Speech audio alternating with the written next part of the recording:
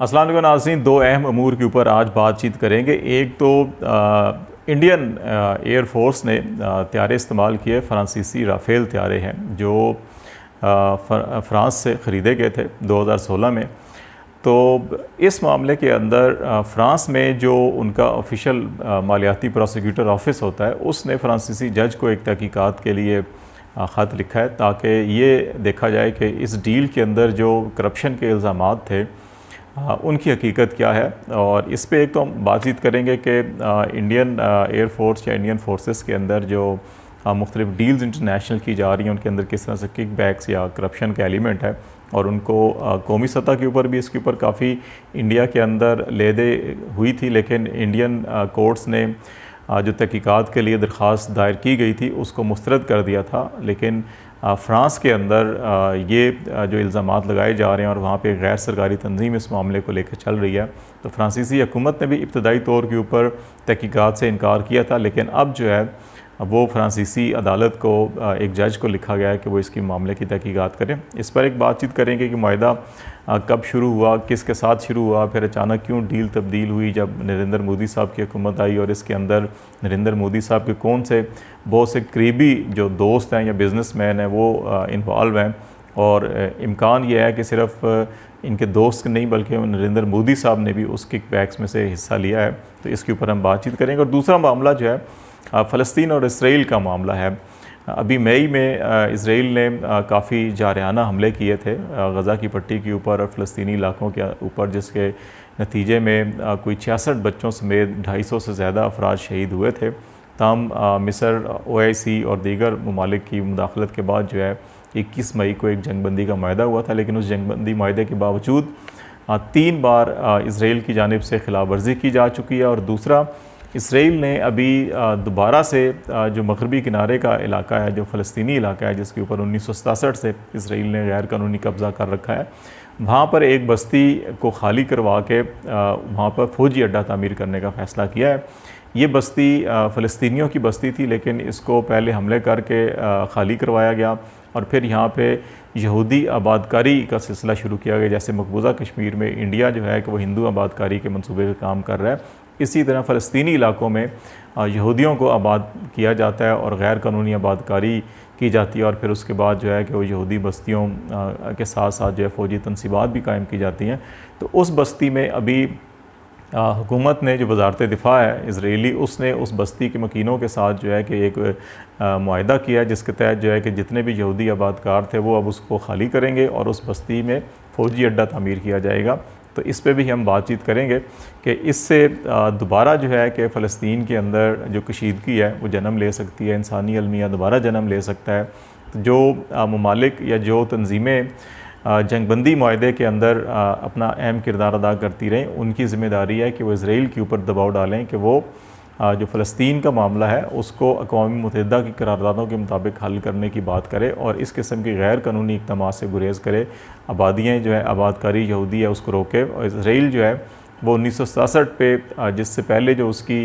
रियासत का इलाका था उस पर वापस लौटे और फिर अक़वाम मुत्तहिदा की करारदादों के मुताबिक जो है कि एक आज़ाद फ़लस्तीन रियासत कायम होनी चाहिए। अदरवाइज़ जो है कि ये मामलात दोबारा से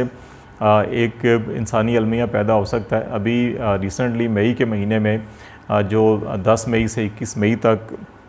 सूरत हाल जो फ़लस्तीन के अंदर ख़राब रही, उसमें इजरायली एयर फोर्स ने भी बमबारी की और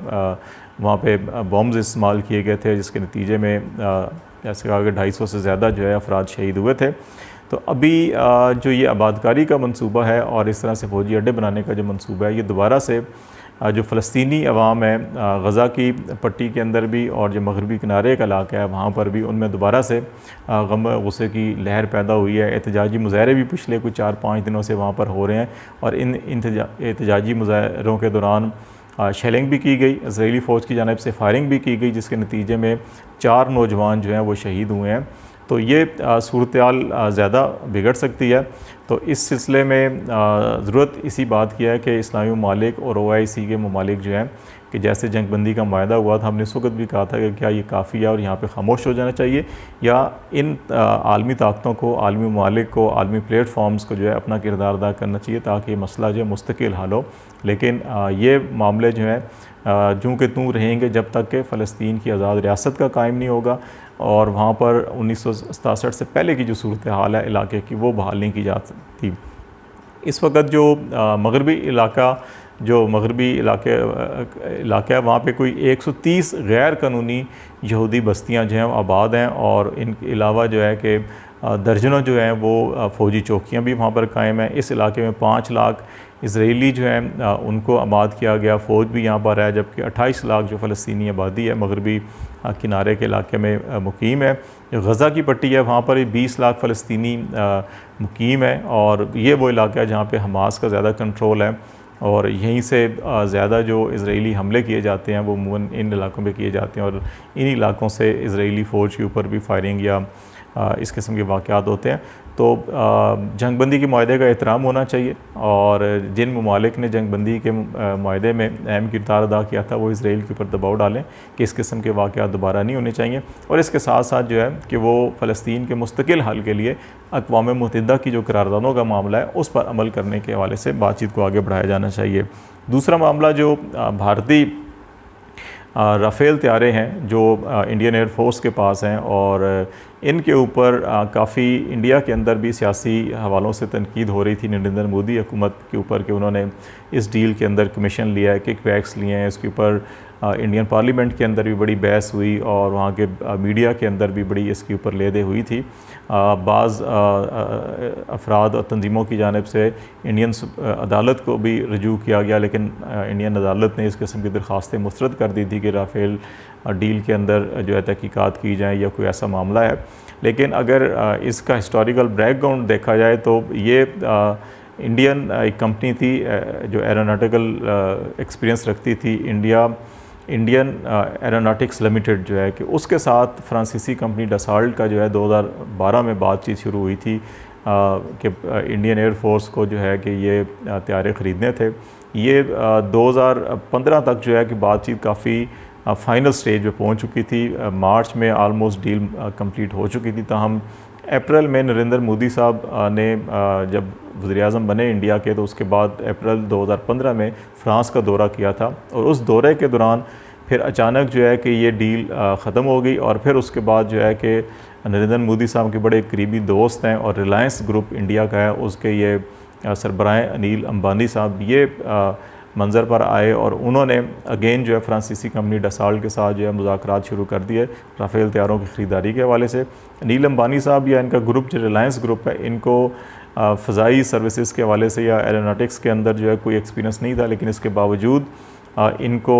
डसाल्ट कंपनी ने जो है कि ये एग्रीमेंट तय हुआ और 2016 में ये एग्रीमेंट कंप्लीट हो गया था, जिसके तहत जो है कि कोई 9.3 अरब डॉलर 9 अरब 30 करोड़ डॉलर का ये मुआहदा हुआ था, जिसके तहत 36 राफ़ेल तैयारे जो है कि वो इंडियन एयर फोर्स को फराहम किए गए थे।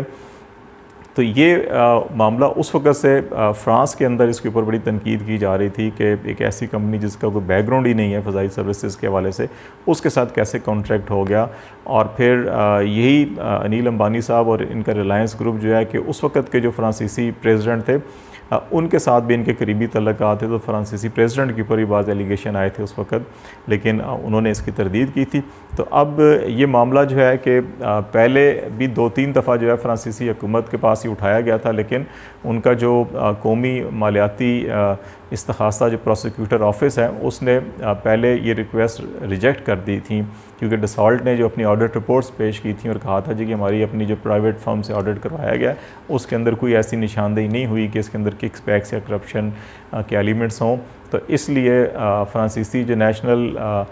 मालियाती प्रोसिक्यूटर ऑफिस है उसने नहीं तहकीकात की इजाज़त दी थी। लेकिन अब जो है दोबारा से कुछ ऐसी चीज़ें सामने आई हैं जिसके नतीजे में जो है कि इस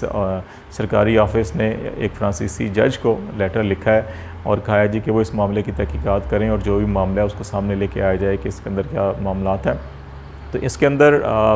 बज़ाहिर जो है एलिमेंट ऐसे नज़र आ रहे हैं कि इसके अंदर कुछ करप्शन के और किकबैक्स के एलिमेंट हैं, और इंडिया के अंदर पहले ही जहाँ पे इस मामले के ऊपर बड़ी सियासत की जा रही है। रिसेंटली इंडियन आर्म फोर्सेस के जो सरबराह हैं, चीफ़ ऑफ डिफेंस स्टाफ और इंडियन एयर फोर्स के, उनके अंदर भी